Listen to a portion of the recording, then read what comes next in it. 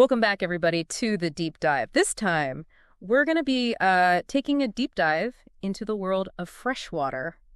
Oh, wow. Yeah, it's something that we all interact with every single day, but I think we often take it for granted. For sure. And you guys have sent in so many fascinating sources, excerpts from books, articles, research summaries, all exploring just how complex this resource really is. It really is. So we're going to be looking at water quality, scarcity, pollution. Interesting. And we'll even touch on the idea of future water wars. Water wars. Yeah, just like a certain oil tycoon predicted. I'm intrigued. So to kick things off, we're going to start with a story that sounds like it's straight out of true crime podcast. Okay. It all begins in a New Jersey water treatment plant in February of 2005. Right. So you would think that in a water treatment plant, water safety would be like the top priority. You would think. But a hydrochemist named Geeta Angara was found dead in a 1 million-gallon water tank. Oh, my God. Yeah, it's crazy, right. And so naturally, everyone was afraid that the water supply was contaminated. Oh, yeah, for sure. They even issued a boil order for 17 towns. Wow.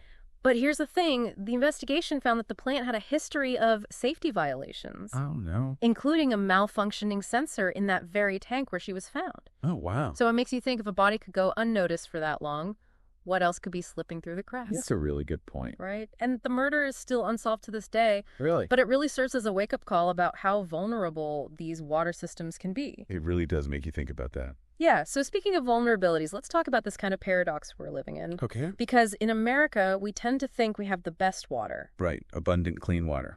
But when you look at the data from sources like the EPA and the Environmental Working Group, it's a very different story. Yeah. What does that data show? Well, the EPA found hundreds of thousands of Clean Water Act violations in just 5 years. Wow, that's a lot.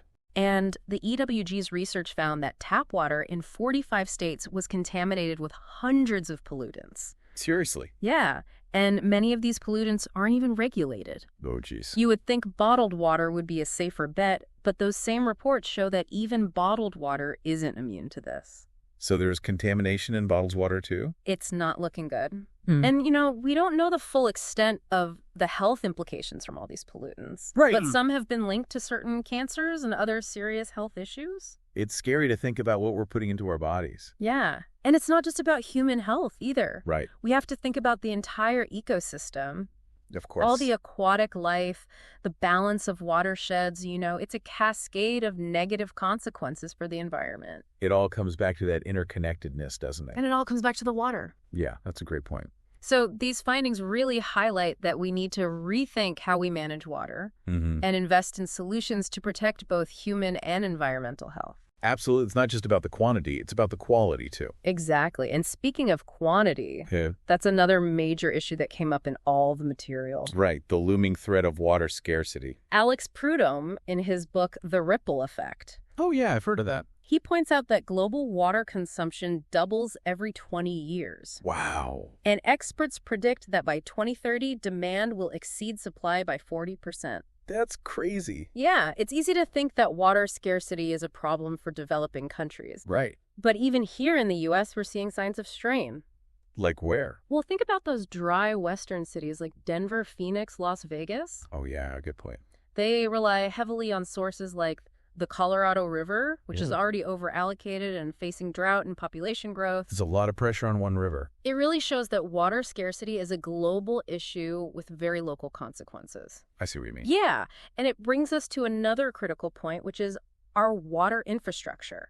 Even if we had enough water to meet everyone's needs, which is becoming increasingly unlikely, right, our aging infrastructure is struggling to keep up. Yeah, that's a problem. Yeah. The ripple effect actually takes us through New York City's massive water system. Wow. And they talk about City Water Tunnel number 3, which is this incredible engineering marvel built deep beneath Manhattan. Oh, wow. I've never heard of that. It's really impressive, but even this eighth wonder of the world, as some people call it, is showing signs of age and needs major upgrades. Oh, no. And New York's not alone. The American Society of Civil Engineers recently gave the nation's water infrastructure a D grade. TG. A D. Yeah, and dams and levees scored even lower. That's really concerning. Yeah, we have this whole network of pipes and tunnels and treatment plants that are literally crumbling. It's a disaster waiting to happen. Yeah, like a ticking time bomb. And these aging systems are more likely to have leaks and breaks and contamination, making us more vulnerable to water shortages and public health crises. It seems like investing in infrastructure should be a top priority then. Absolutely. It's not a luxury anymore, it's a necessity. For sure. And to make things even more complex, we have to factor in the increasing unpredictability of weather patterns. Oh, right. Climate change. One of the articles you sent in focused on Atlanta, Georgia, Okay. and they experienced both a severe drought and devastating floods within a short period of time. Oh, wow. That's crazy. Yeah, and it's a cautionary tale about unsustainable practices. How so? Well, for years, Atlanta pursued these aggressive growth policies, Okay. but they didn't address the strain it put on their water resources. So they basically built themselves into a corner. Exactly. They were incredibly vulnerable to water shortages and flooding. It sounds like a lack of planning. It really shows that we can't just hope for the best when it comes to water. Yeah. We have to plan for the worst and adapt to a changing climate. We have to be proactive. And all this brings us to this fascinating figure, T. Boone Pickens. Who's that? He was a former oil tycoon, Oh. and he made a bold statement, he said. What did he say? Water is the new oil. That's interesting. Yeah, he saw the rising value of water rights in Texas. Okay. And he recognized that water could become a very sought-after commodity. I can see that happening. And his statement really sparked this whole debate about water privatization. Yeah, what are the arguments there? Well, on one hand, some people say private companies can bring in investment and expertise, leading to better water management and conservation. Right. But on the other hand... But on the other hand, it raises concerns about affordability and equal access for everyone. Yeah, because wouldn't that mean that only the wealthy can afford water? Exactly. How do we ensure that water, which is a basic human right, doesn't just become another commodity for the highest bidder? That's the big question, isn't it? It really is, and it seems like there's a lot more to think about when it comes to water. Yeah, it definitely more than just turning on the tap. Way more than just turning on the tap. Yeah, it really is a lot to consider. And it really makes you realize just how interconnected all these different issues are, right? Totally. And how seemingly small things like using less water can have a ripple effect. Speaking of ripple effects, Oh, yeah. the listener also sent in some research summaries about a seemingly unrelated topic, suicide. Suicide. Yeah, specifically within Aboriginal Australian communities. Okay. And at first it felt a bit out of place, Right. but I'm curious to see how this connects back to our conversation on water. I'm interested too. Well, the research actually draws some interesting parallels. Okay. It talks about what's called the ripple effect of suicide and how the trauma extends beyond just the individual to families, communities, even future generations. Oh, I see. So just like drop of water creates ripples that spread outward. Exactly. A single suicide can have a huge impact on an entire community. That's right. And the research delves into those cultural and social factors that contribute to suicide, things like fear and shame Right. and negative experiences with mental health services, all of which create barriers to seeking help. It's like ignoring a leaky faucet can lead to bigger problems later on. That's a great analogy. Both situations require open communication For sure. and proactive solutions to break the cycle and address those root causes. We have to get to the source of the problem. So in a way, both the water crisis and the suicide crisis are crises of silence, Wow, I never thought of it that way. where ignoring the problem only makes it worse. That's so true. And just like we need to move from apathy to action to address water scarcity and pollution, we need to foster a culture of support and understanding when it comes to mental health. I agree. We need to break the stigma. Now, the research also looked at digital interventions to tackle these issues. Oh, interesting. Like what? They talk about a program called the Ripple Effect, Okay. which aimed to reduce stigma and increase suicide literacy, Makes sense. specifically in those rural Australian communities. And did it work? While the program didn't significantly change people's attitudes towards suicide on those traditional scales, it did lead to positive behavioral changes. Really? Like what? Participants were more willing to support others who might be struggling, That's great. and they were more likely to initiate those tough conversations about suicide. That's a huge step. So even if it didn't completely erase the stigma, it empowered people to take action and reach out to others, breaking that cycle of silence. That sounds promising. But the research also noted that participants already had a pretty high level of suicide literacy going in. So knowledge alone isn't always enough. Exactly. It suggests that we need to go beyond just providing information. Yeah. And address those deep-rooted emotional and cultural barriers that prevent people from seeking help. We need to create environments where people feel safe to be vulnerable. Absolutely. And I think a similar principle applies to the water crisis. How so? Just knowing about the problem isn't enough. Right. We need to feel empowered to act, to make changes in our own lives. And advocate for systemic change. It's about taking action both individually and collectively. Exactly. And it reminds me of that Margaret Mead quote. Oh yeah, which one? Never doubt that a small group of thoughtful, committed citizens can change the world. Indeed, it's the only thing that ever has. That's a great quote. It's a powerful reminder that we don't have to wait for someone else to fix these problems. I all have a part to play. Yeah, we can start by making changes in our own lives and inspiring others to do the same. Those ripples of change can spread far and wide.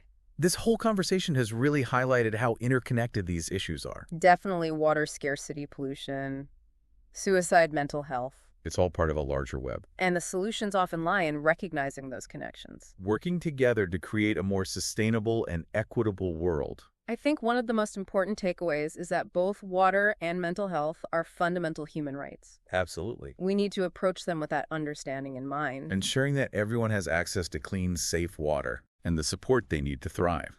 So as we kind of wrap up this deep dive into the world of fresh water and its connection to suicide prevention, what are some of the key takeaways you think our listeners should remember?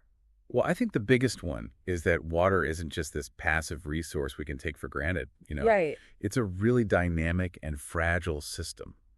And it's connected to so many things like human health, the environment, and even social equity. It's like we've been living under this illusion of abundance and forgotten how precious and connected water really is. Exactly. And just like we talked about with suicide, ignoring the problems only makes them worse. Right, whether it's pollution scarcity or that aging infrastructure. And it's the same with water. You can't just ignore it and hope it goes away. What's really sticking with me is that idea of individual action and the power of those ripple effects. Oh, yeah. It feels overwhelming to think about these huge global challenges, but, the research on suicide prevention shows that even small things can make a difference. Totally. Even small acts of support and awareness can really have an impact. Yeah. And those actions can be anything from just using less water at home to supporting organizations working on conservation or even advocating for better environmental policies. Every little bit helps, right? Exactly. Every drop counts both literally and figuratively. Right. Have that. So it's not about being paralyzed by the scale of the problem. Right. It's about focusing on what we can control and the ripples of change we can create. I like that. What stood out to you from everything we talked about today? You know what really stuck with me? What? That story about Geetha Angara, the hydrochemist who died in that New Jersey water tank. Yeah. It's such a sad story, but it really shows that water safety is not something we should take lightly. And it reminds us how easily the systems we rely on can be compromised. And sometimes with really serious consequences. That story really got to me too, and it made me think about all those contaminants they found in tap and bottled water. Right. It's a reminder that we need to be more careful about where our water comes from. And how it's treated. It's about realizing that water goes through a long journey from the source to our tap. And there's potential for contamination at every step of the way. We can't just assume that someone else is taking care of it. We all need to be informed and engaged.